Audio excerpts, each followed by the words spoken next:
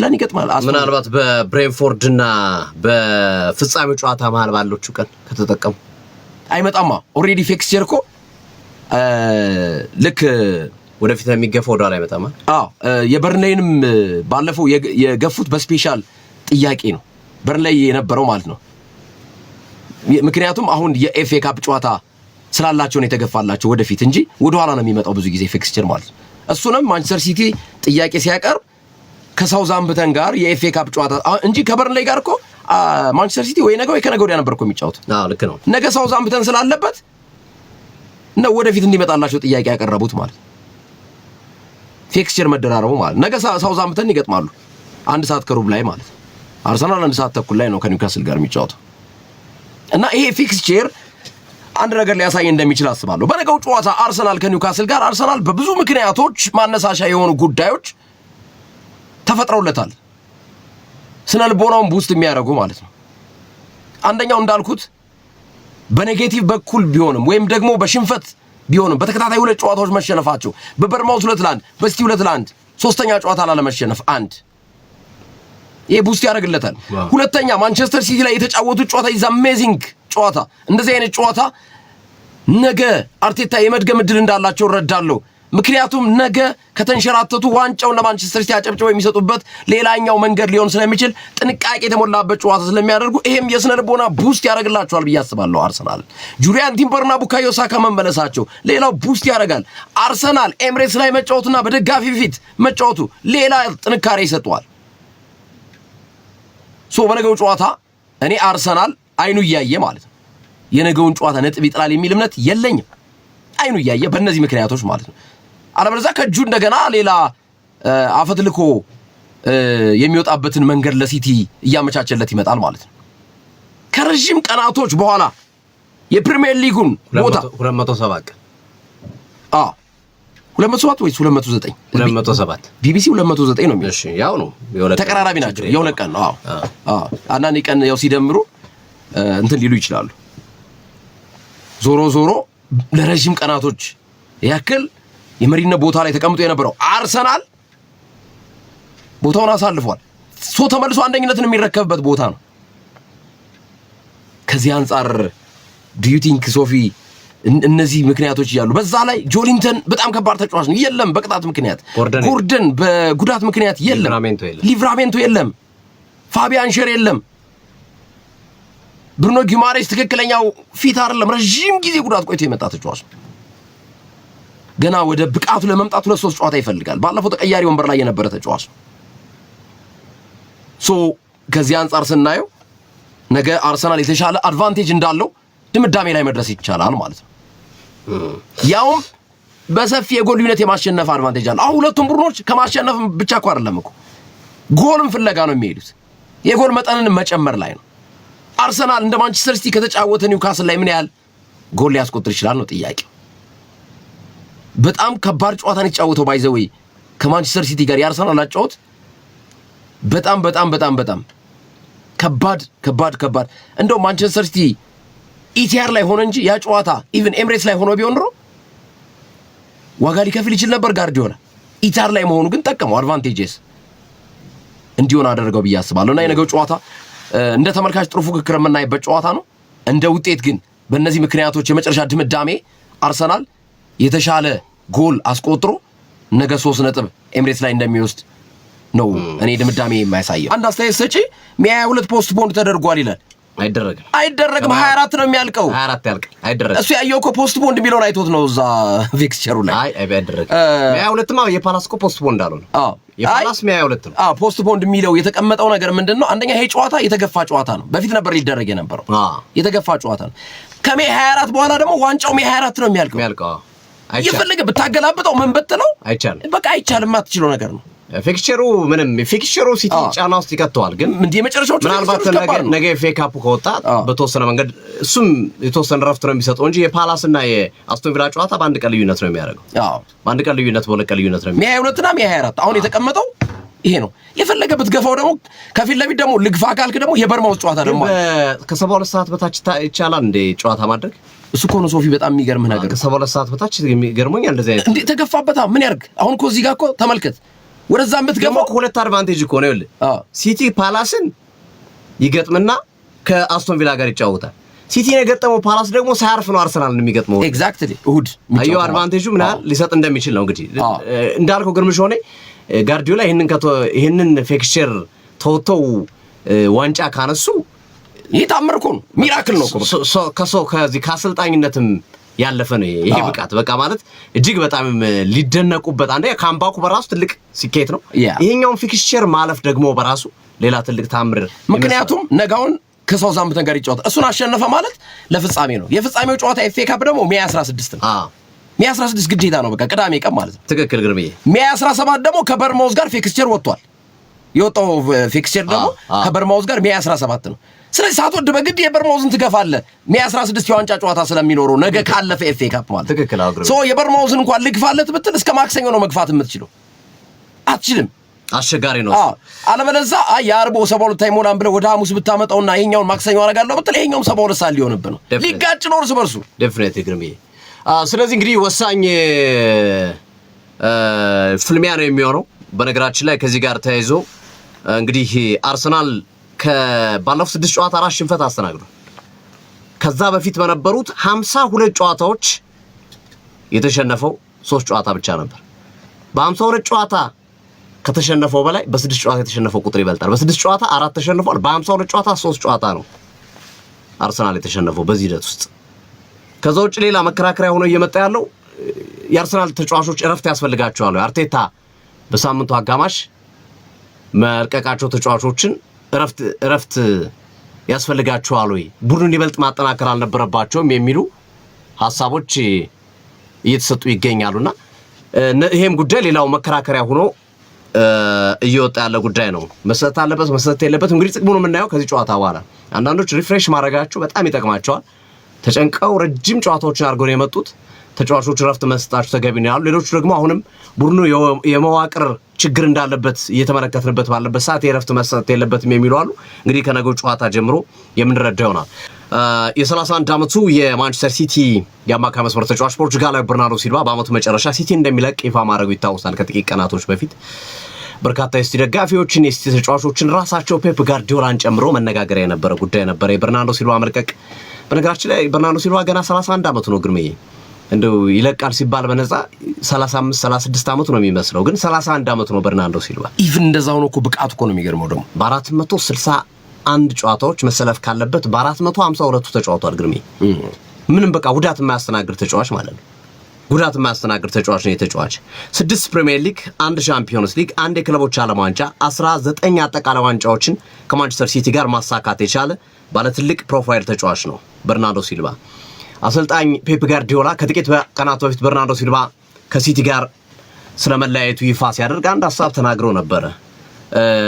በአሰልጣኝነት ዘመኔ ምንም ነገር ጠይቀው እምቢ ከማላቸው ተጫዋቾች መካከል ወይም ደግሞ እምቢ ማለው ተጫዋች በርናርዶ ሲልቫ ነው ይህንን ስለሚያውቁ ተጫዋቾቹ እረፍት ሲፈልጉ እንኳን በርናርዶ ሲልቫ ነው የሚልኩት እምቢ እንደማል ስለሚያውቁ በርናርዶ ሲልቫ እና በጣም ነው ማከብረው በጣም ነው መጠነቀቅለት በቃ በጣም እንደ ብርጭቆ ነው መጠነቀቅለት የሚል አስተያየታቸውን ሰጥተው ነበር ሰሞኑን እየወጡ ያሉ መረጃዎች በርናርዶ ሲልቫ በአርሰናል ተፈልጓል የሚሉ መረጃዎች በተወሰነ መንገድ ሲወጡ ነበር አሁን ግን ይህንን ነገር ኮንፊርም የሚያደርጉ ሐሳቦች እየወጡ ናቸው ወደ ማረጋገጫው ይመጣው አርሰናል በፍላጎት ብቻ የተገደበ ሳይሆን እንቅስቃሴም ጀምሯል በርናርዶ ሲልቫ ለመውሰድ የ31 ዓመቱን አማካይ ከማንቸስተር ሲቲ በነፃ ዝውውር ነው የሚያገኘው ምክንያት ያደረጉት ደግሞ አንደኛ ፍላጎቱ ሞር የአርቴታ ነው ተብሏል ሚኬል አርቴታ እንዲመጣለት ይፈልጋል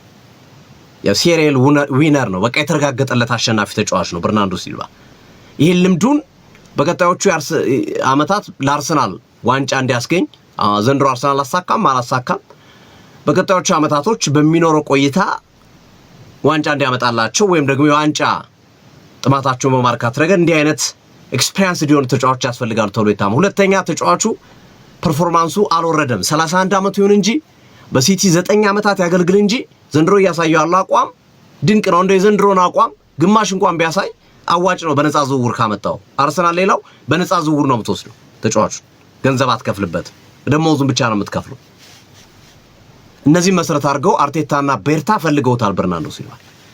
የአርሰናል ደጋፊዎች ደግሞ የለም ሲቲ እንደ ሸንኮራ አገዳ መጥቶ የጣለውን ተጫዋች ማምጣት የለብንም፣ እንደ ሳንድሮ ቶናሊ አይነት ተጫዋቾች ከመጡ መምጣት ያለባቸው እንጂ እንደ አይነት ተጫዋቾችን ማምጣት ተገቢ አይደለም በሚል የአርሰናል ደጋፊዎች ተቃውሟቸውን እያቀረቡ ይገኛሉ። እንግዲህ አርሰናል በየትኛው ይወስናል አብረን እናያለን።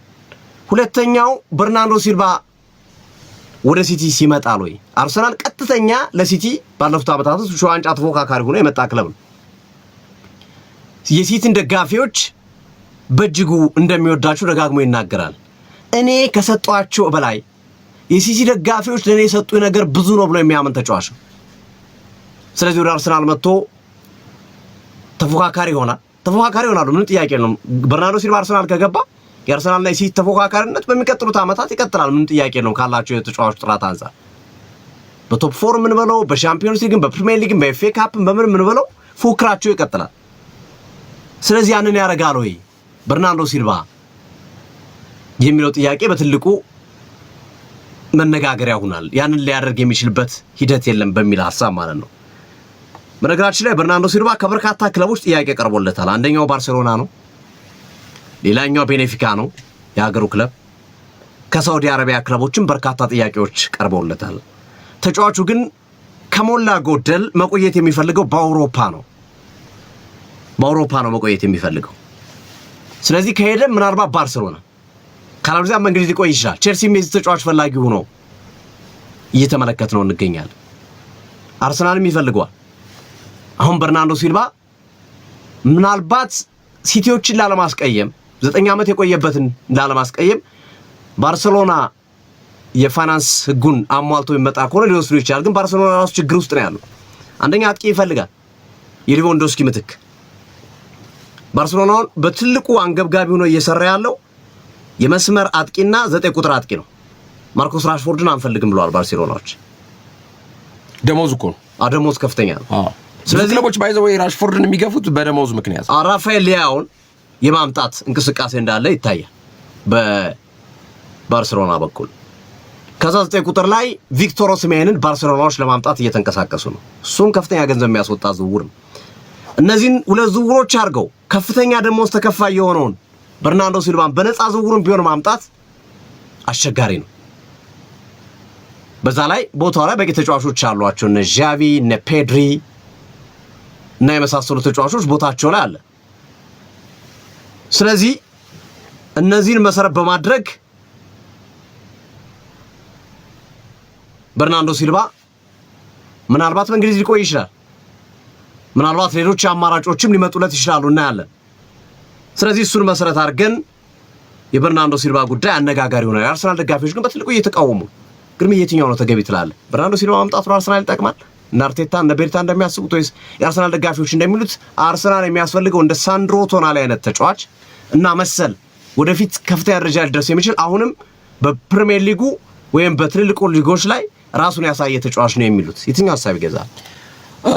በርናርዶ ሲልቫ ወደ አርሰናል ቤት ቢመጣ ለአንድ ወይ ለሁለት ዓመት ሊጠቅም ይችላል አርሰናልን።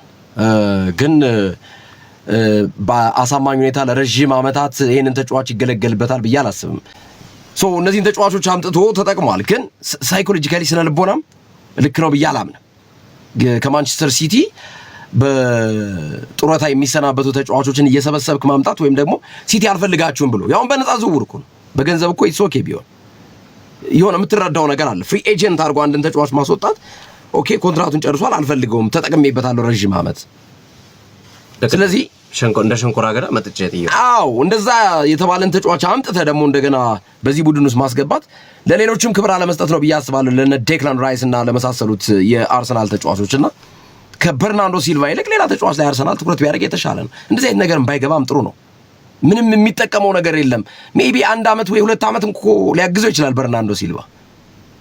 ግን ሲቲ 2 ዓመት የሚያስፈልገው ከሆነ ለምን 2 ዓመት ኮንትራት አልሰጠውም? የበርናርዶ ሲልቫ ሚና በጣም ጥብቅና ተፈላጊ ከሆነ እድሜ እየጨመረ ሲመጣ እግር ኳስ ተጫዋች አቋሙ እየወረደ ነው የሚመጣው። ደሞዝ አለ በዛ ላይ ለበርናርዶ ሲልቫ የሚከፈለው ደሞዝ ተራ ደሞዝ አይደለም። የተሻለ ተጫዋች አርሰናል ወይም ደግሞ ከተቀናቃኙ ቡድኑ አሁን ለዋንጫ ረጅም ቀናት ሲመራ ቆይቶ እንደገና ተነጥቆ እንደገና አይነት ነገር ከአጠገቡ ከሚተነፍስ ቡድን ጋር ይህንን ተጫዋች ይዞ መምጣት ለክለቡም እንደ ስነልቦናው ልክ አይመጣም። ተጫዋቾቹ ላይ የሚኖራቸው ስሜት ማለት ነው። ረጅም ዓመት ለሲቲ ያገልግሏል፣ ደሙን ሰጥቷል። ለምሳሌ ኬቨን ደብሩነ ነው ሶፊ ኬቨን ደብሩነ ነው ናፖሊ ቤት ውስጥ እኮ ሄዷል፣ ግን ያገለገለው ምን ያህል ጊዜ ነው? ሲቲ እንዳለው አይነት አቋም ነው እያሳያል? ኔቨር በፍጹም። ስለዚህ በርናርዶ ሲልቫም እንደዛ ነው። ማሳያዎች አሉ እኮ እነ ስቴርሊንግ ነው። ስቴርሊንግ ቼልሲ ቤት ገብቶ ምን ፈየደ? አርሰናል ቤት መጥቶ አርሰናልማ እንደውም አላግጦ ነው የወጣው። ዚንቼንኮ የመጀመሪያዎቹ ዓመታቶች ጥሩ ነበር፣ ከዛስ ጠፋ ድራሹ፣ በውሰቱ ተሰጠ። ከዛም ከእንደነ ኖቲንጋም አይነት ፎረስት ተጫዋቾች እንኳን መጠቀም ያልፈለጉት ተጫዋች ነው። ጋብሪኤል ጄሱስ ነው አንድ የቀረው ማለት ነው። እና የዚህኛው ደግሞ በገንዘብ እንኳን አይደለም፣ በፍሪ ኤጀንት ነው፣ በነፃ ዝውውር በቃ በቅተኛል። ሲቲ ውል ማራዘም ጠፍቶት ነው። ስለዚህ አርሰናል እኔ የጡረተኛ መጠራቀሚያ መሆን አለበት ብዬ አላምንም።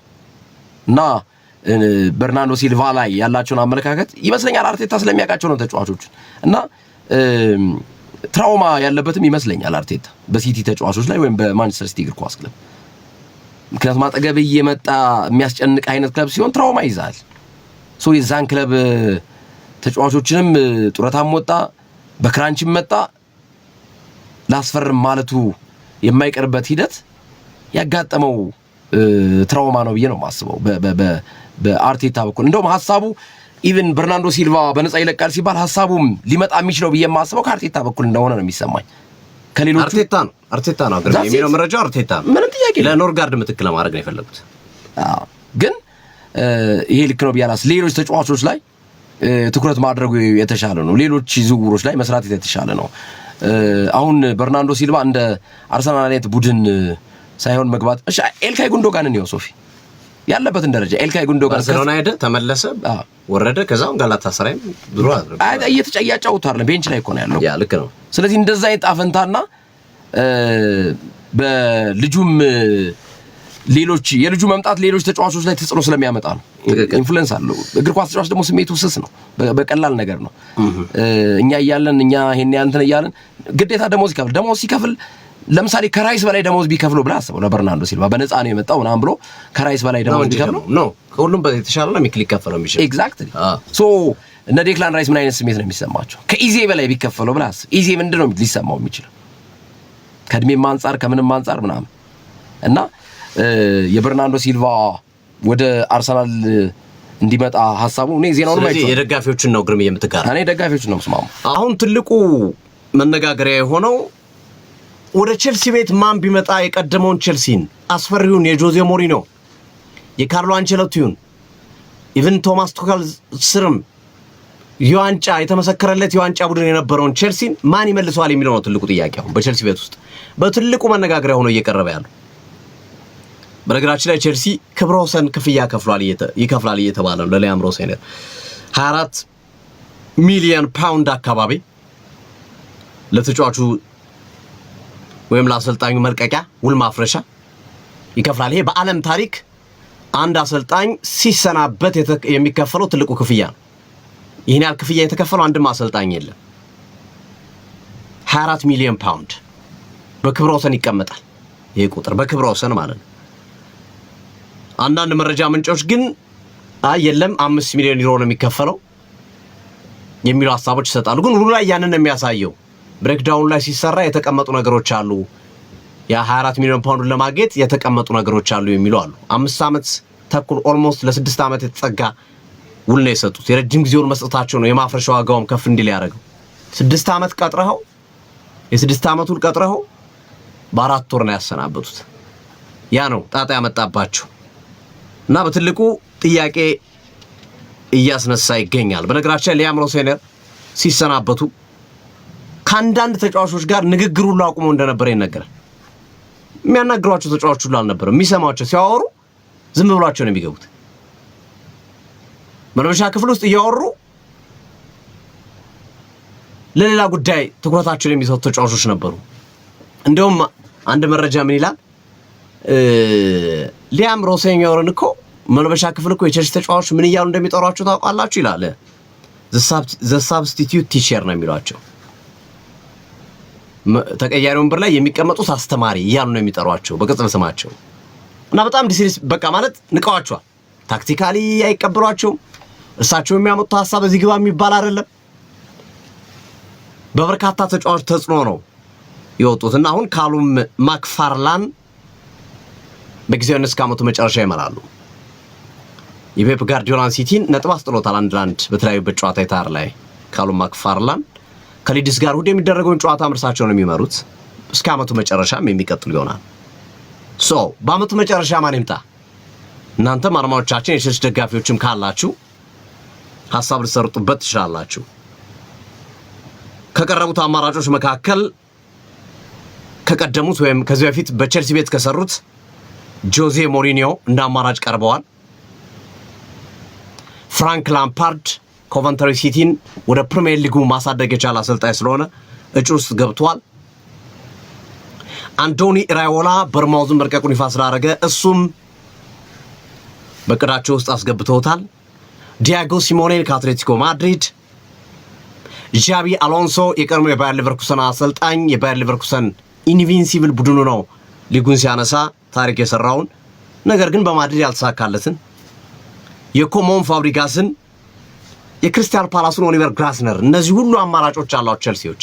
በነገራችን ላይ ሁሉ አማራጭ የሰፋበት አሞሪምም የሚለው አሉ አልፎ አልፎ የሁሉ አማራጭ የሰፋበት ምክንያት ግርምዬ ቼልሲ ስላልተዘጋጀ ነው።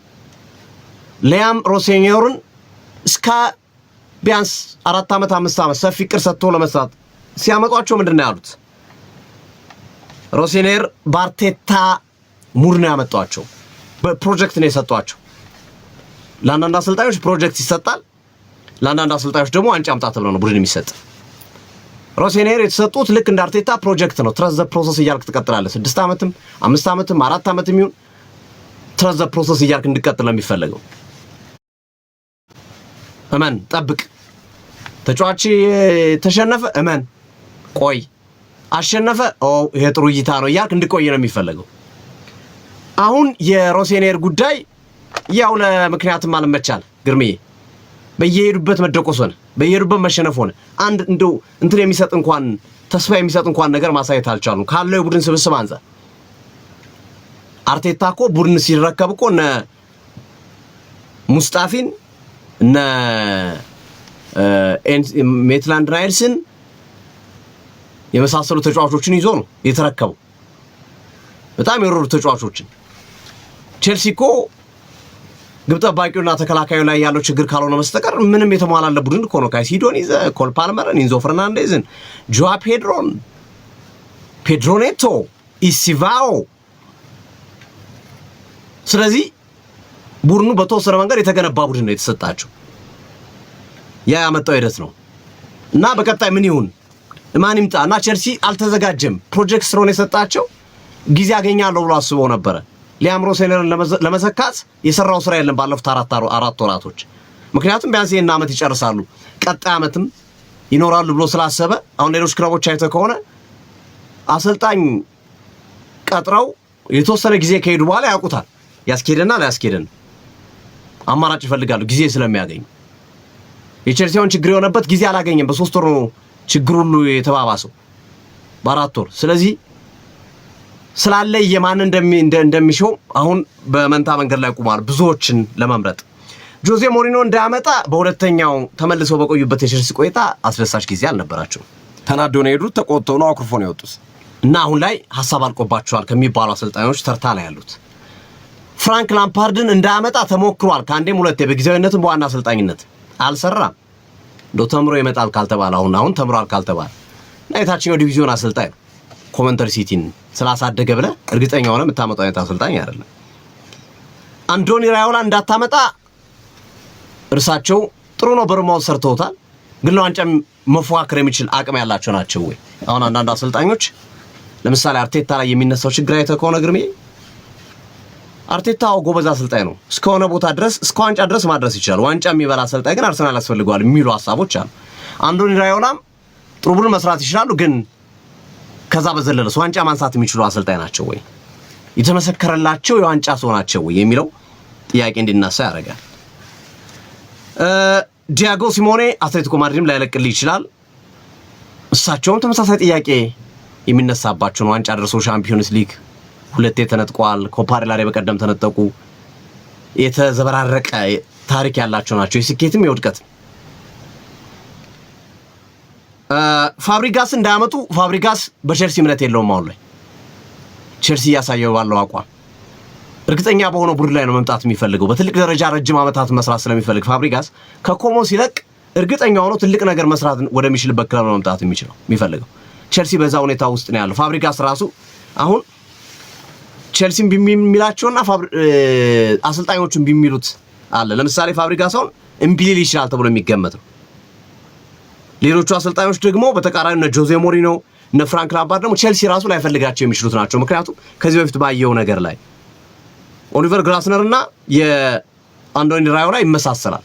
ዣቪ አሎንሶ ደግሞ ጥሩ አሰልጣኝ ነው፣ አሳይቷል ዋንጫ አንስቶ፣ ግን ማድሪድ ላይ ሄዶ ከዋክብቶችን መቆጣጠር አልቻለም። አልተሳካለትም በማድሪድ በኃያሉ ክለብ እና ቸልሲ ቀድሞ ባለማዘጋጀቱ አሁን በተምታታ መንገድ ላይ ነው ያለው። ዣቪ አሎንሶ ይላሉ፣ አሞሪም ይላሉ፣ ኦሊቨር ግላስነር ይላሉ፣ አንዶኒ ራዮላ ይላሉ። በእርግጥ ጊዜ አላችሁ እስከ ዓመቱ መጨረሻ። በዓመቱ መጨረሻ ነው የሚሾሙት፣ ግን ጊዜ አለም የምትለው አይደለም። 2 ወር ነው የቀረው። እንግዲህ በፕሪሚየር ሊግ እንኳን 1 ወር አካባቢ ነው የቀረው።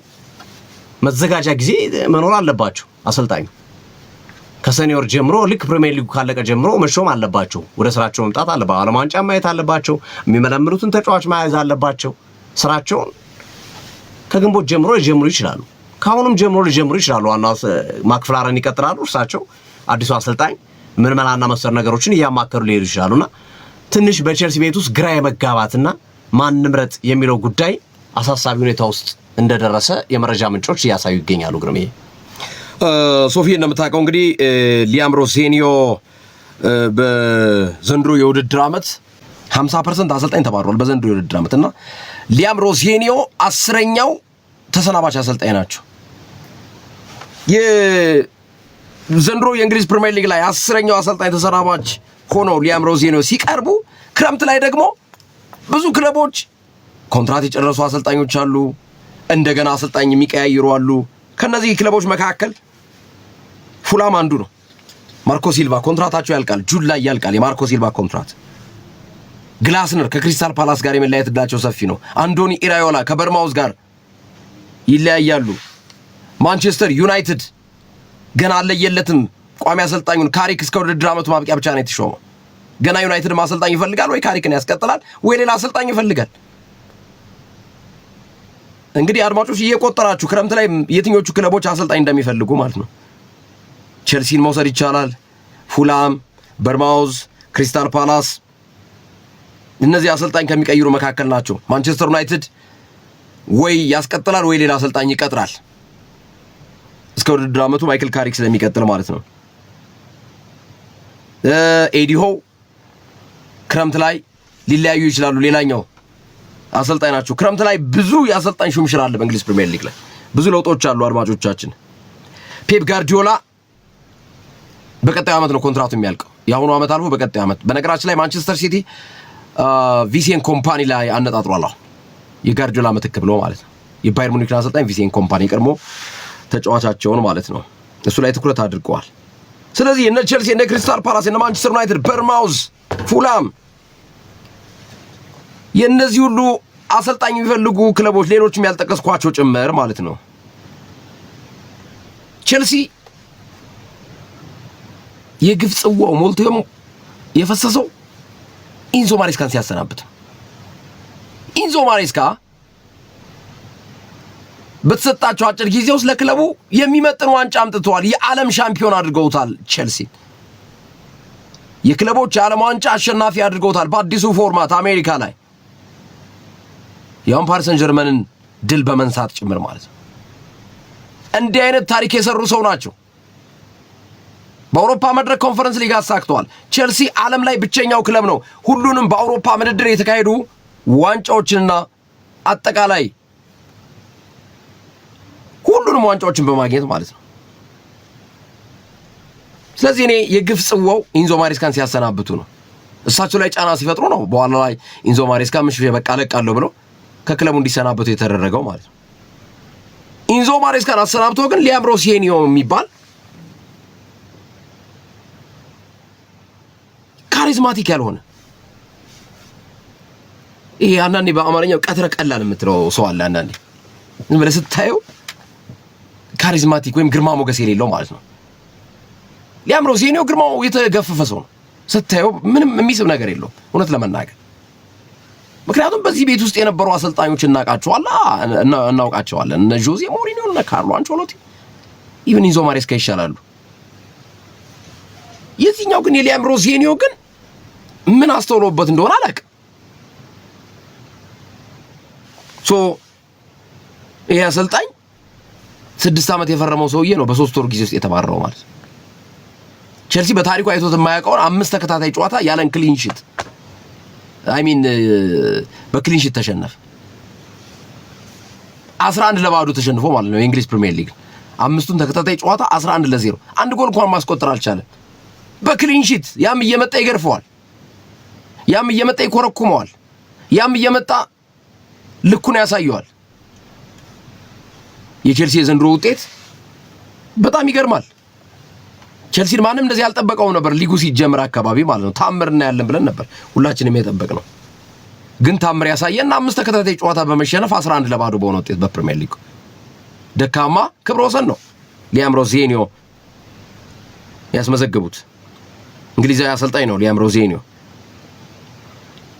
ክረምት ላይ እንዳልነው ብዙ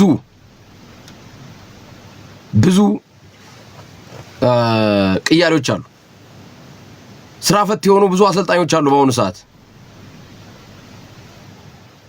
ለምሳሌ ቶማስ ፍራንክ ቶተናም ከለቀቁ በኋላ ክለብ የላቸውም እስካሁን ድረስ። የቀድሞ የብሬንፎርድ አሰልጣኝ ማለት ነው። ኬረን ማኬና፣ ሾዋን ዳይች፣ እነዚህ ስራ የሌላቸው አሰልጣኞች ናቸው ይባሉ እንጂ ወይም አክቲቭ ያልሆኑ አሰልጣኞች ናቸው በአሁኑ ሰዓት። ቼልሲዎች ቅድም ሶፊ እንዳለው ዋነኛ ትኩረታቸው የኮንቬንትሪን ቡድን ወደ ፕሪሚየር ሊጉ ያሳደገው ፍራንክ ላምፓርድን የቀድሞ ተጫዋቻቸውን እንደገና በአሰልጣኝነት ፍራንክ ላምፓርድ በጎደለ ሙላ ነበር እስከዛሬ በቼልሲ ቤት ውስጥ አሰልጣኝ የሚሆንባቸውን ቅጽበቶች በጎደለ ሙላ ነው ፍራንክ ላምፓርድ እየተጠራ፣ ግን ኮንቬንትሪ ላይ ብቃቱን አሳየ። ሌላው የቀድሞ የአርሰናልና የቼልሲ ተጫዋች ኮሞ ላይ ትልቅ ስራ የሰራው ፍራንሴስ ፋብሪጋስ ነው፣ ግን እሱም ገና ብዙ ልምዶች የሚፈልግ አሰልጣኝ ነው። እንዳልከው ሶፊ የነ ኢራዮላ እንቅስቃሴ ራሱ ለዋንጫ የሚመጥን ቡድን እየገነቡ አይደለም። አሎንሶንም አስበውታል።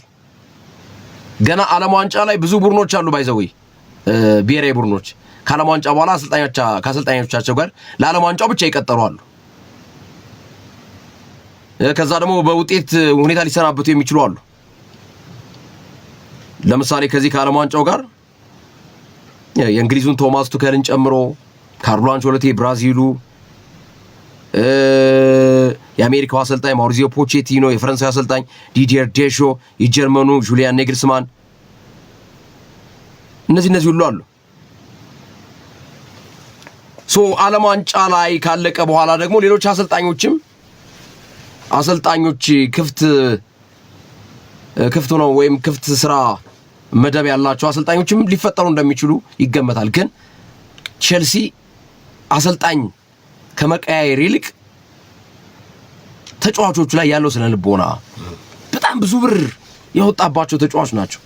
እሱ ላይ ቢሰራ የተሻለ ነው ብዬ አስባለሁ። ቼልሲ አይረጋጋም። ቼልሲ፣ ቶተናም፣ ማንቸስተር ዩናይትድ በእነዚህ ክለቦች ላይ አሰልጣኞች ሲቆዩ አናይም ቶሎ። በተለይ ቼልሲና ቶተናምማ በጣም የሚገርሙ ቡድኖች ናቸው። በቃ ትንሽ ነገር እንዴ ጆዜ ሞሪኒዮ የባለቤቶቹ ችግር ይመስለኛል። ምንም ጥያቄ የለውም። ሶፊ ታስታውሳለህ? ሞሪኒዮን ባንድ ወቅት ሲያባሩት ዋንጫ አመጣላቸው፣ ሁሉንም ነገር አመጣ። የመጀመሪያውን ሲያባሩት ምን ብሎ ነው? በቃ እኛ ጨዋታ ደስ አላለንም፣ ሁሌ አውቶቡስ እያቆምክ ብሎ እኮ ነው ያባረሩት እኮ ሞሪኒዮን ማለት ነው።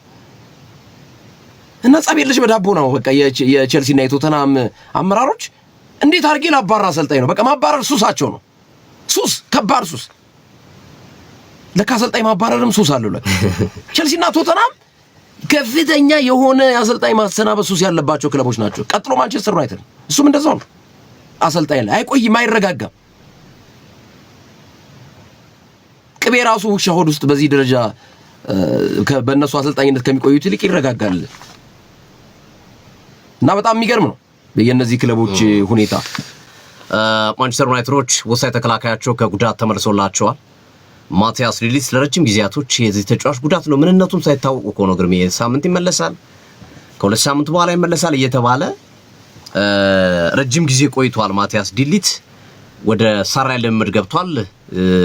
ማህበራዊ ሚዲያዎች ላይም መረጃዎች ላይም በስፋት የማቲያስ ዲሊት የልምምድ ፎቶዎች እየተዘዋወሩ ይገኛሉ። በነገራችን ላይ ዛሬ በወጣው መረጃ መሰረት ለሌሳንድሮ ማርቲኔዝ ማንቸስተር ዩናይትድ ጠይቆ ነበር፣ ደብዳቤ ያስገብቶ ነበር ለኤፍኤው ቀይ ካርዱ ተገቢ አይደለም በሚል ውድቅ ተደርጎበታል። ስለዚህ አሪፍ ታይሚንግ ላይ ነው ማቲያስ ዲሊት የመጣላቸው። ሌሳንድሮ ማርቲኔዝ በቀጣዮቹ 2 ጨዋታዎችም አያገኙትም ማለት ነው። 3 ጨዋታ ስለሆነ ቅጣቱ የማቲያስ ዲሊት መመለስ በትልቁ ጠቀሜታ ይሰጣቸዋል ተብሎ ይጠበቃል። ማንቸስተር ዩናይትድ የፊታችን ሰኞ ነው የሚጫወተው ከብሬንትፎርድ ጋር። ስለዚህ ቀጣዩን ጨዋታ ካሸነፈ ኦልሞስት የቶፕ 4 ጉዳይ እጅ ውስጥ አስገብቷል። ነገሮች አልጋ ባልጋ ይሆኑለታል ተብሎ ይጠበቃል። ማይክል ካሪክ የተሰጣቸውን እቅድ በደንብ የሚያሳኩ ይመስላሉ። ከወዲሁ የቶፕ 4 ቦታን በቀጣዩ ዓመት አውሮፓ ቻምፒዮንስ ሊግ ለመፎካከር የሚያደርጉበት ቦታ ላይ በትክክለኛው ጊዜ በትክክለኛው ሰዓት እንዲገኙ በማድረግ ትልቅ ስራ ሰርተዋል። አሁን ደግሞ የማቲያስ ዲሊት መመለስ ሌሳንድሮ ማርቲኔዝ በተቀጣበት ጊዜ መሆኑ ትልቅ ጠቀሜታ የሚሰጥ እንደሚሆን ይጠበቃል። ሌላው ፔፕ ጋርዲዮላን የተመለከተ ጉዳይ ነው። አሰልጣኝ ጆሴ ፔፕ ጋርዲዮላ በአመቱ መጨረሻ ሲቲን ለቃሉ ተብሎ ይጠበቃል። አብዛኞቹ ግምቶችም እንደሚለቁ ነው የሚያሳየው። ያው ኢንዞ ማሬስካን ለመተካት ሲቲ እየሞከረ ነው ያለው። በነገራችን ላይ ሲቲ ኢንዞ ማሬስካን የሚተካ ከሆነ ወይም ኢንዞ ማሬስካን የሚያስፈርም ከሆነ ለቸልሲ ይከፍላል ገንዘብ። 3 አመት ኮንትራት አላቸው ቀሪ ከቸልሲ ጋር እና ያው ብዙ ጊዜ አንዳንድ አይገለጽም እንጂ አንድ አሰልጣኝ 5 አመት ኮንትራት ኑሮት ለምሳሌ ሊያም ሮሴኔር 6 አመት ኮንትራት ነው አይደል ያላቸው። ቸልሲ ወል ማፍረሻውን 24 ሚሊዮን ፓውንድ ቢሰጣቸው እኚህ ሰው በ6 አመት ውስጥ ስራ ቢያገኙ የቀረውን ገንዘብ መልሰው ነው ስራ መያዝ የሚችሉት። እና ኢንዞ ማሬስካም የወል ማፍረሻ ስለወሰዱ ወደ ሲቲ የሚሄዱ ከሆነ የወል ማፍረሻ ይከፍላሉ። ያው ከኪሳቸው ወጣሉ ተብሎ አይጠበቅም። ሲቲ ነው ሊከፍልላቸው የሚችለው። ጋርዲዮላ ያው በብዙዎች ሲፈለግ ቆይቷል። የጣሊያን ብሔራዊ ቡድን ግን በትልቁ እየሰራ ይገኛል። የጣሊያን እግር ኳስ ፌዴሬሽን ጋርዲዮላ አሁን አዲሱ ነገር ፍላጎት አሳይቷል። ጋርዲዮላም ለመደራደር ዝግጁ ናቸው ከጣሊያን ብሔራዊ ቡድን ጋር። ምክንያቱም የዓለም ዋንጫው ከተጠናቀቀ በኋላ ለቀጣይ ዓለም ዋንጫ 4 አመት ስላለ በሚገባ መዘጋጀት የሚችሉበት በሚገባ መስራት የሚችሉበት እንደሆነ ስላወቁ ያንን መሰረት በማድረግ ይሄኛው ዓለም ዋንጫ ጣሊያን አትሳተፍም፣ ስራውን ሊቀበሉት ይችላሉ ከሲቲ በአመቱ መጨረሻ የሚለቁ ከሆነ። የመጨረሻ ቅዴ ብሔራዊ ቡድን ማሰልጠኝ ነው ብለው ይናገራሉ። በብዛት የብራዚል ብሔራዊ ቡድን ነበር የሚፈልጉት፣ ግን ብራዚል ላይ ካርሎ አንቸሎቲ ያለ ከባድ ነው እና የጣሊያን እግር ኳስ ፌዴሬሽን ከጥቂት ቀናቶች በፊት እኛም በሰጠነው መረጃ ትልልቅ ስፖንሰሮችን በማፈላለግ የጋርዲዮላን ቅጥር ፈንድ ለማድረግ በጣሊያን ከሚገኙ ትልልቅ ካምፓኒዎች ጋር ወይም ድርጅቶች ጋር እየሰራ እንደሚገኝ ስንገልጽ ነበር። አሁን እየጠነከረ መጥቷል። ዛሬ የወጡት መረጃዎች ደግሞ ጋርዲዮላ የምርም ወደ ጣሊያን ብሔራዊ ቡድን የመሄድ ፍላጎት እንዳለውና ከተጠየቀ እምቢ ላይል እንደማይችል እና ውስጡንም ስራዎች እየተሰሩ እንዳለ መረጃ ምንጮች እየጠቀሱ ነው። ስለዚህ ጋርዲዮላን ከሳምንት ላንመለከተው እንችላለን በቀጣዮቹ ጊዜያቶች። ነገር ግን በብሔራዊ ቡድን አሰልጣኝነት ከጣሊያን ብሔራዊ ቡድን ጋር ፔፕ ጋርዲዮላን ልንመለከተው እንችላለን። እሱም ከዚህ በፊት በሚሰጣቸው ጋዜጣዊ መግለጫዎች ላይ የመጨረሻ ስራዬ እንዲሆን የምፈልገው ብሔራዊ ቡድን ነው ሲል እንደነበረ ይታወሳልና እንግዲህ ጣሊያን ብሔራዊ ቡድን ስራ እንደሚቀበል ዛሬ እየወጡ ያሉ መረጃዎች እየጠቀሱ ይገኛሉ። ከጣሊያን ከማንቸስተር ሲቲ ሳንወጣ ማንቸስተር ሲቲ ያው ቀደም ስናነሳ ነበር በርናንዶ ሲልቫ በበርካታ ክለቦች እየተፈለጉ ነው። አንዱ አርሰናል ነው፣ ቼልሲም እና መሰል ክለቦች። ሲቲ ደግሞ መተካት አለበት ተጫዋች አይደለ። በርናንዶ ሲልቫ እንደሚለቅ ያውቃል። ለምትክነት ያሰቡት ተጫዋች ኢንዞ ፈርናንዴዝን ነው ከቼልሲ። ኢንዞ ፈርናንዴዝ አይን በስቶበታል። ማድሪድ ይፈልገዋል። አሁን ደግሞ ሲቲ ፈልጎታል። 25 አመቱ ነው የአርጀንቲናው ተጫዋች እና 9 አመት በርናንዶ ሲልቫ ሲቲ እንዳገለገለው ሁሉ ይህም ተጫዋች ረጅም አመት የማገልገል አቅም አለው። ገና አሁን 25 አመቱ ከመሆኑ ጋር ተያይዞ ኢንዞ ፈርናንዴዝ ማንቸስተር ሲቲ ትልቁ ችግር የሆነበት በጣም ከፍተኛ ገንዘብ ይጠይቃል ለኢንዞ ዝውውር። ከፍተኛ ገንዘብ ከ100 ሚሊዮን ፓውንድ በላይ እነሱም ከፍለው ያመጡት ከዛ በላይ ገንዘብ ስለሆነ ቼልሲዎች በእርግጥ የዓለም ዋንጫን አሳክቶላቸዋል። ኮንፈረንስ ሊግ ወደ ቻምፒየንስ ሊግ መልሷቸዋል። አምና ብዙ ስራ ሰርቶላቸዋል። ግን ስቲል አሁንም የሚያወጣ ተጫዋች ቢያንስ ከገዙበት ዋጋ የተወሰነ አትርፎ መሸጥ የሚችሉበት እድል እንዳለ ይረዳሉ እና ማንቸስተር ሲቲ የኢንዞ ፈርናንዴዝ ፈላጊ ሆኖ ከመምጣትም ባለፈ ሲሪየስ ስራዎች እየተሰሩ ነው የሚገኙ። ተጫዋቹንም ለማናገር ከፍተኛ ጥረት እየተደረገ እንደሚገኝ እየተነገረ ነው የሚገኘው። የትኛውም አሰልጣኝ መጣ ኢንዞ ፈርናንዴዝ ቢመጣ የሚጠላ የለም። ጋርዲዮላም ቀጠለ፣ ኢንዞ ማሬስካም መጣ፣ ማንም መጣ። እንዲሁም አንዳንዶች በኢንዞ ማሬስካ ጥቆማ ሳይሆን አይቀርም ኢንዞ ፈርናንዴዝ ለማምጣት የፈለጉት። ኢንዞ ማሬስካና ኢንዞ ፈርናንዴዝ በጣም ነበር የሚግባቡት በቼልሲ ቤት ውስጥ በጣም ቤስት ነበሩ እና ማሬስካ እንደሚመጡ አንዱ ማሳያው ሲቲ ከኢንዞ ፈርናንዴዝ ጋር ስሙ መያያዙ አንዱ ማሳያ ነው የሚሉ ሀሳቦችን እየሰጡ ይገኛሉ። የመጨረሻው መረጃዬ የዶናልድ ትራምፕ ጉዳይ ነው። ዶናልድ ትራምፕ ሰሞኑን መነጋገሪያ ሆኗል በእግር ኳስ ውስጥ። ኢራንን ከዓለም ዋንጫ አስቀርታችሁ ጣሊያን ተኩ እያሉ ነው በወኪሎቻቸው በኩል ንግግሮችን ወይም እርሳቸው በወከሏቸው ሰዎች በኩል ለፊፋ አቅርቧል። እንዲሁም ከተወሰኑ ጊዜያቶች በፊት ዶናልድ ትራምፕ ወደ የኢራን ደጋፊዎችም ተጫዋቾቹም ወደ አሜሪካ ባይመጡ ይሻላል የሚል አይነት ይዘት ያለው ሀሳብ መናገራቸው ተከትሎ መነጋገሪያ ነበር። አሁን አይን አውጥተው ኢራንን አስወጡ ጣሊያንን ተኩ ብለዋል። ኢራኖችም ላይሳተፉ ይችላሉ ተብሎ ነበረ ካለው የዓለም ዋንጫ የዓለም ግጭት አንጻር ከአሜሪካና ከኢራን ግጭት አንጻር ላይሄዱ ይችላሉ ተብሎ ተፈርቶ ነበር። ግን ኢራኖች እንመጣለን አሉ። ፊፋ ውሳኔው ይጠበቅ ነበረ። ከተወሰኑ ሰዓታት በፊት በሰጠው ውሳኔ አልተካም ብሏል ፊፋ። በነገራችን ላይ ጂያን ኢንፋንቲኖና